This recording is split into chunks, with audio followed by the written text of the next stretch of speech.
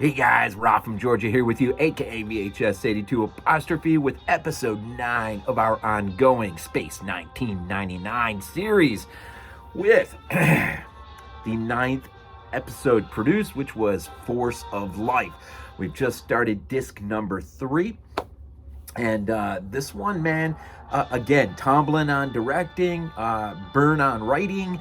I think September 11th, 1975 was the release date on this thing.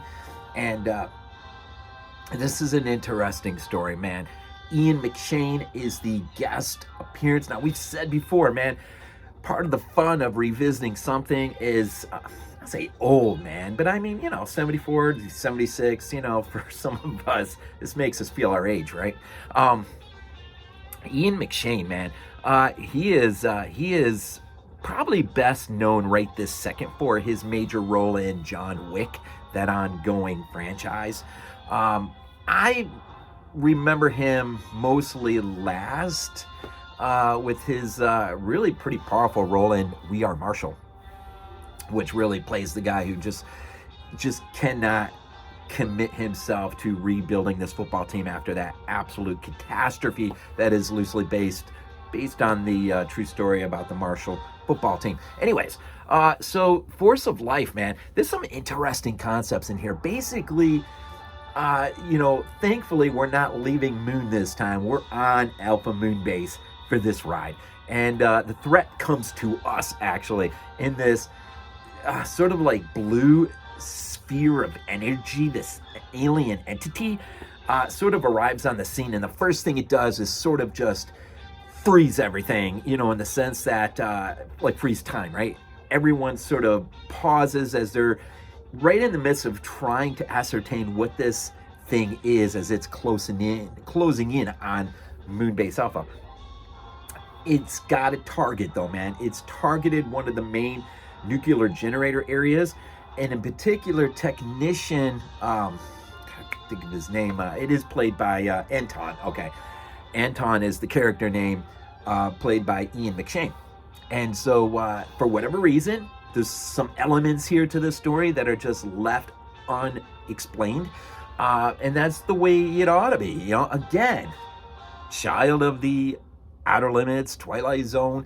We're not here to necessarily explain every single aspect of this show.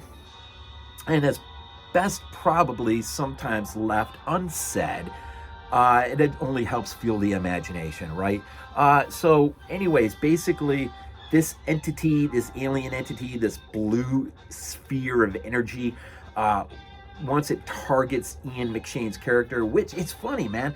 I was just thinking the Crazies, Romero's The Crazies. That opening scene where we meet our main character and his wife in that nice sort of quiet moment before they rush out to the fire, or at least he does, because he's a volunteer fireman, right? There's we meet them just prior to his alarm going off and his 30-minute warning that he needs to be on duty.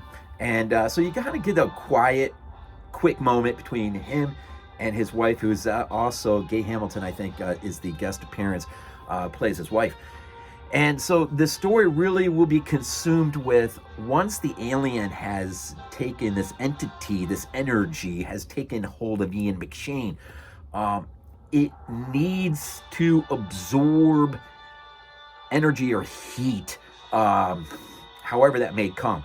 It can come by the touch of laying his hands on a person and just absorbing all the heat out of them, or the lights, the power, everything, right? And so this is interesting, man, because once it's taken hold of him, and then everything on base kind of goes back to normal, they're left with a mystery. And this mystery will be enhanced even more when Anton probably shouldn't be going back to duty, but he's so bored out of his mind that he ends up going.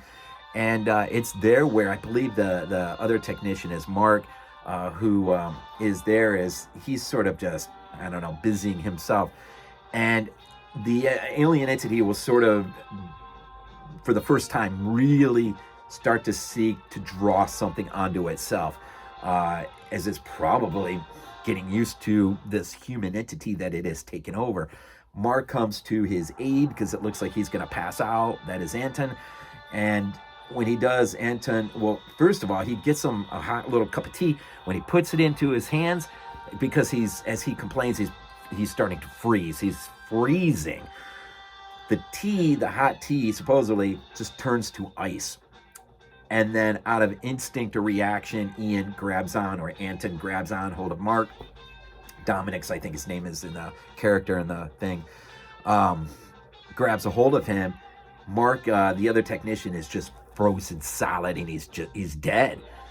Anton doesn't realize or quite understand fully what is going on or what has just happened. He goes back to his quarters. Doesn't take long before that area shut down, and really the investigation begins full force. Of course, Koenig and Alan, Professor Bergman and Helena Russell, right? And start to try to figure out what's going on here. Now, here is basically where my favorite element of this particular episode, I was absolutely shocked. There's a scene where Anton decides, with his wife's advice, to basically seek Helena Russell's help to figure out why it is that he feels the way he's feeling. And as he's about to try to enter into the medical area to find Helena or someone, Hillary Preston, the character, one of the medical worker orderlies or whatever, she is exiting the medical area, and Anton has already started to basically go into his thing. And she realizes quick that there is just something really off with him. And she begins to make her way away from him. He starts to stalk her. This is sort of like this has elements of a proto-slasher in, we're talking 74, 75-ish, right? So, I mean, you got the works of Bava before. There's Black Christmas, and there's other things. And then, of course, all the works that will come after. But there just seems to be this really powerful element of this sort of slasher-esque attributes. And as Anton begins to stalk this medical orderly, she tries to race, and that's where the cinematographer used some slow motion camera work and whatnot. This stuff is like right out of a giallo or something, man. This is pretty intense stuff. She tries to make for an open elevator where there's a few other people in there. The elevator door closes just as she reaches it. She tries to go left, it's a dead end. She tries to go right, it's a dead end. Anton sort of corners her. There's nowhere for her to go. And he lays his hands on her and zaps all the energy right out of her, and she dies. On goes the story, where things just seem to be, increasing like height. And there's a great solarium scene where he goes in, where this is where Alphans go to get their version of suntan, right? And it's a warm place, and probably the energy vibe draws him in there. And he goes in there, and it's got, I was just thinking Tombs of the Blind Dead, the poolside scene. You got some girls and bikinis and whatnot, and you just got this setup that just seems to be influenced by other things. And once Anton gets in there, it doesn't take long before he begins to go after two girls, but before he can, Koenig is there to save the day. And then they cut the power out of the place, and they're able to weaken him to a point where they get him into the medical place. It doesn't take long for he basically forces his way out of there as they chase him as he makes his way to what is the third nuclear generator area, seeking that ultimate power that he's looking for. It's interesting. They will shut all the power down, which causes great anxiety for especially those who have people in the medical ward who the only reason they're living is because of the machines they're hooked up to. And so you just got the ripple effect, right, where you got only a certain amount of time before people are going to lose air, but there's nothing else they can do. They finally corner this alien entity who has taken over Anton's body. Of course, they finally corner him, and when they do, he does the only thing he knows to do, and that is he lunges out at the group that is closed in on him. Carter, Koenig, I think, is there, and Bergman might be there, I think.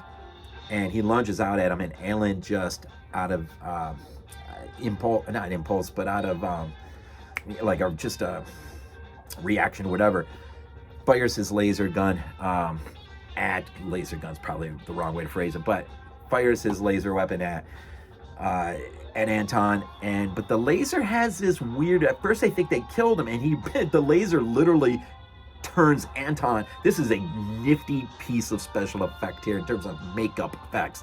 Really turns him into a charred, almost like a zombie charred.